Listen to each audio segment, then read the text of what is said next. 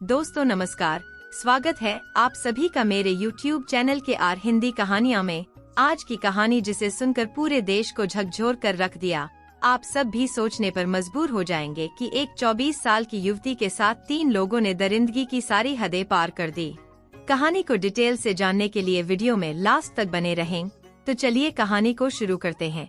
बात है देश की राजधानी दिल्ली की 11 अक्टूबर 2024 की रात को दिल्ली के राजघाट इलाके में एक लड़की अर्धनग्न हालत में सड़क पर बदहवास चली जा रही थी। उसके निजी अंगों से खून बह रहा था। वो उसी अवस्था में यानी कि बिना कपड़ों के ही लगभग 6 किलोमीटर का सफर पैदल ही तय करती है। ज्यादा तकलीफ होने की वजह से वो ठीक से चल भी नहीं पा रही थी।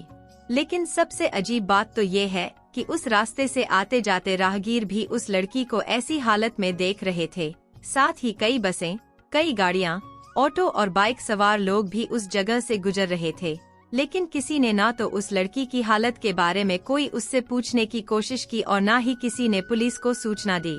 वो लड़की पैदल ही गिरती पड़ती इस अवस्था में चलती जा रही थी, पर कोई भी उसकी मदद के लिए आगे नहीं आ रहा था।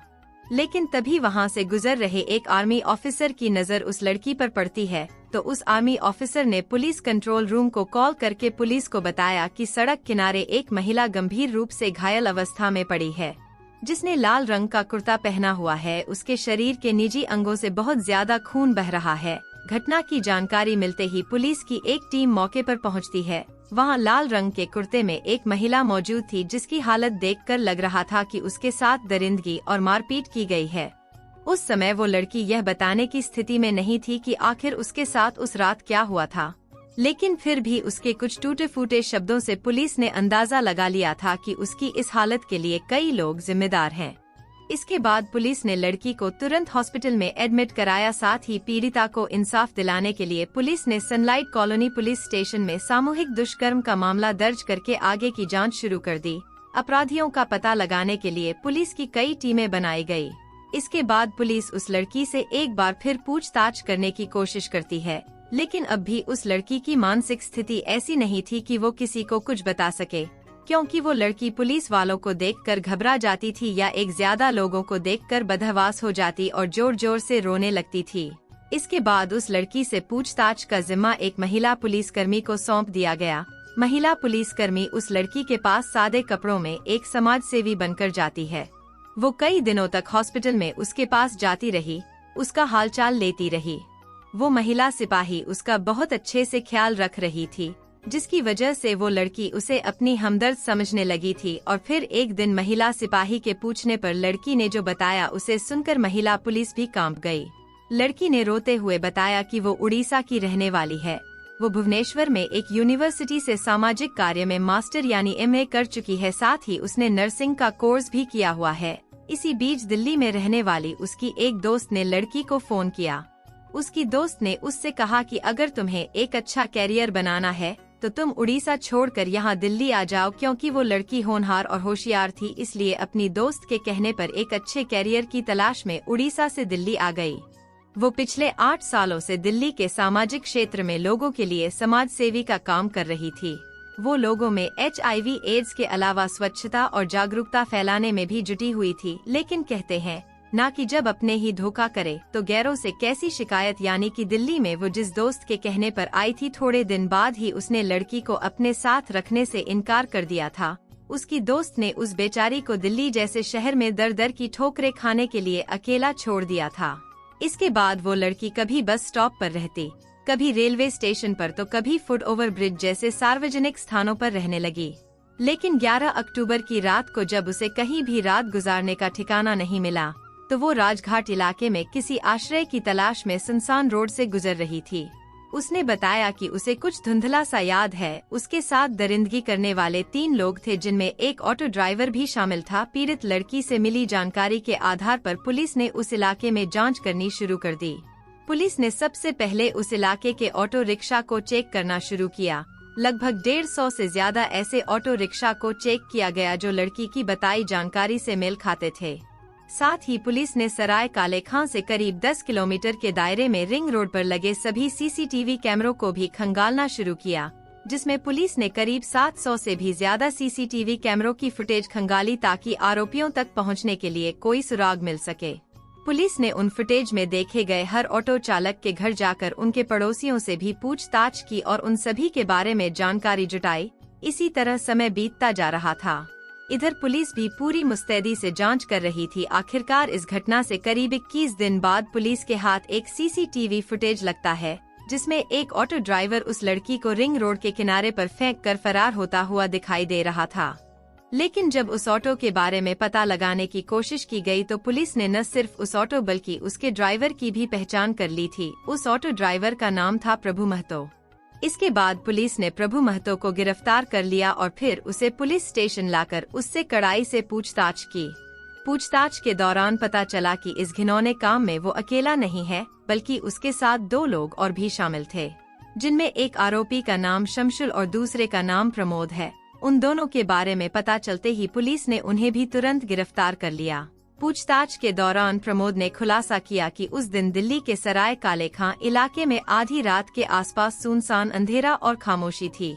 सेंट्रल दिल्ली में छोटी सी कबाड़ की दुकान चलाने वाला प्रमोद अपना सामान समेट रहा था, लेकिन उस रात प्रमोद ने दुकान बंद करने से पहले ही बहुत ज्यादा शराब पी रखी थी और जब दुकान बंद करके वह अपने घर की ओर जा रहा था, तभी अचानक प्रमोद की नजर उस लड़की पर पड़ी। आधी रात को सुनसान सड़क पर अकेली लड़की को देखकर उस दरिंदे के अंदर का शैतान जाग उठता है। लड़की को देखते ही प्रमोद के अंदर कुछ हलचल सी होने लगी, क्योंकि उसके शरीर में खप चुकी शराब के नशे ने उसे हैवान बना दिया था। प्रमोद उस महिला के पास पहुंचता है और फिर उसे बहला फुसलाकर अपने साथ ले जाने की कोशिश करता है, लेकिन जब वो लड़की उसके साथ जाने से मना कर देती है तो प्रमोद उसके साथ वहीं रोड पर ही दरिंदगी करने लगता है। वो किसी जानवर की तरह उस लड़की पर टूट पड़ा था। उसने 11 अक्टूबर की रात को उस लड़की के लिए एक बुरे सपने में बदल दिया था। वो हैवान अभी दरिंदगी कर ही रहा था कि तभी वहाँ एक और व्यक्ति शमशुल भी पहुँच जाता है। शमशुल उस इलाके में जाना पहचाना भिखारी था। वो दोनों टांगों से विकलांग है, लेकिन दिमाग से वो शैतान और राक्षस था। प्रमोद को उस लड़की के साथ गंदा काम करते देखा तो शमशुल भी हैवान बन गया था। वो भी प्रमोद के साथ इस गंदे और घिनौने काम में शामिल हो गया और अब उन दोनों ने महिला की कमजोरी का फायदा उठाया। वे दोनों उसे खींचकर झाड़ियों में ले जाते हैं। वहाँ पर उन दोनों ने बारी बारी से उसके साथ दरिंदगी किया। वो लड़की चीख रही थी, चिल्ला रही थी, लेकिन वहाँ उसकी चीख पुकार सुनने वाला कोई नहीं था। उस लड़की के प्राइवेट पार्ट से खून बहने लगा था, लेकिन उन दोनों ने उस लड़की की परेशानी की कोई परवाह नहीं की। वे लोग उसकी इज्जत को तार तार करते रहे। धीरे धीरे रात ढलती जा रही थी। इसी बीच प्रभु महतो नाम का एक ऑटो ड्राइवर भी अपने ऑटो रिक्शा से उस इलाके से गुजर रहा था। उसे लड़की के चीखने की आवाज सुनाई दी तो उसने ऑटो को वहीं पर रोक दिया, लेकिन तभी अचानक उसने देखा कि रोड के पास वाली झाड़ियों में 2 लोग एक लड़की के साथ गंदा काम कर रहे हैं। प्रभु महतो भी लकड़ी की मदद करने के बजाय बड़ी ही बेशर्मी से वहां जाकर प्रमोद और शमशुल के साथ इस दरिंदगी में शामिल हो गया। वो भी उस महिला के जिस्म से खेलने लगा। उन तीनों ने उसके साथ फिर से दरिंदगी किया, लेकिन प्रभु महतो यहाँ पर भी नहीं रुका। उसने लड़की को जबरदस्ती अपनी ऑटो में बैठा लिया। वो बेचारी तो पहले से ही सदमे में थी। उसकी हालत इतनी खराब हो चुकी थी कि अब उसमें विरोध करने की बात तो दूर, चीखने की भी ताकत नहीं बची थी। प्रभु महतो ने उसकी हालत का फायदा उठाया और अंधेरे की आड़ में वो अपनी ऑटो को दूसरे सुनसान इलाके में लेकर गया। वहाँ पर उसने फिर से लड़की के साथ गलत काम किया और जब उसे लगा अब कुछ ही देर में सुबह होने वाली है तो प्रभु महतो फिर से उसे अपने ऑटो में डालकर सराय काले खां की तरफ ले गया। इसके बाद उसने एक सुनसान जगह देखकर लड़की को सड़क किनारे ऐसे फेंक दिया जैसे वो कोई फेंकने वाली चीज हो। इसके बाद प्रभु महतो वहां से फरार हो गया और जब लड़की रात में सड़क पर भटक रही थी तभी भारतीय वायु सेना के एक अधिकारी ने उसे देखा और पुलिस कंट्रोल रूम को सूचना दे दी, जिसके बाद पुलिस लड़की को इलाज के लिए एम्स हॉस्पिटल ले गई, जहां पर उस लड़की का अभी भी इलाज चल रहा है। इधर पुलिस ने 21 दिनों तक चली सघन जांच के बाद तीनों आरोपियों कोटला मुबारकपुर निवासी प्रभु महतो, नरेला का रहने वाला प्रमोद उर्फ बाबू और गांधीनगर के रहने वाले दोनों टांगों से विकलांग शमशुल को गिरफ्तार कर लिया था। साथ ही इस मामले से जुड़े अहम सबूत भी जुटाए गए जो उन तीनों आरोपियों को कड़ी से कड़ी सजा दिलाने के लिए कोर्ट में पेश किए जाएंगे। साथ ही वारदात में इस्तेमाल किए गए ऑटो रिक्शा को भी जब्त कर लिया गया है। वैसे तो सजा देने का काम अदालत का है, लेकिन अगर उन तीनों पर अपराध साबित हो जाता है तो आपके हिसाब से उन दरिंदों को क्या सजा मिलनी चाहिए? अपनी राय जरूर बताएं। दोस्तों, इस कहानी को सुनाने का उद्देश्य किसी का दिल दुखाना नहीं है, किसी को परेशान करना नहीं है, बल्कि आपको जागरूक करना है और आपको सचेत करना है, ताकि आप लोग सतर्क रहें और सावधान रहें। तो दोस्तों, कैसी लगी ये स्टोरी कमेंट जरूर करें। वीडियो को लाइक करें और अपने दोस्तों को शेयर भी करें। और आपसे गुजारिश है कि मेरे चैनल को सब्सक्राइब जरूर करें। फिर मिलेंगे ऐसी ही किसी स्टोरी के साथ। धन्यवाद।